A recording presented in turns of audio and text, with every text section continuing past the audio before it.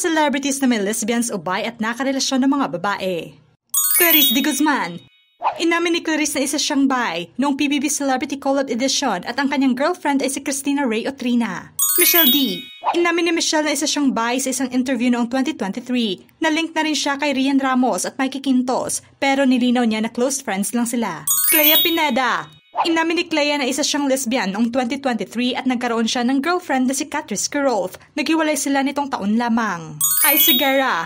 Nag-come out as a lesbian si Ice noong 2007 at transgender noong 2014. Ang asawa niya ngayon ay si Liza Dino. Beatrice Luigi Gomez. Ayon sa kanya ay pansexual siya. Naging girlfriend niya si Kate Hagdon noong 2021 at ngayon naman ay si John Udin. Gina Pareño. Nilinaw ni Gina na isa siyang bi at hindi lesbian sa isang interview. Nagkaroon siya ng past relationship kay Ninita Vidal na inamin niya sa isang interview. Mary Jasmine. Isa siyang bisexual na naging ex-girlfriend ni Sam Milby. Nagkaroon siya ng girlfriend na si Samantha Lee. Ngayon ay kasal na siya kay Michael Concepcion. Rosana Roses. Inamin ni Rosana na isa siyang bi. Kasal siya ngayon sa lesbian niyang wife na si Blessy Arias. Jake Zyrus. Nakilala noon bilang Charis Pempenko at inamin na lesbian siya noong 2013. Naging transgender man siya at karelasyon niya ngayon si Chesa Loretta.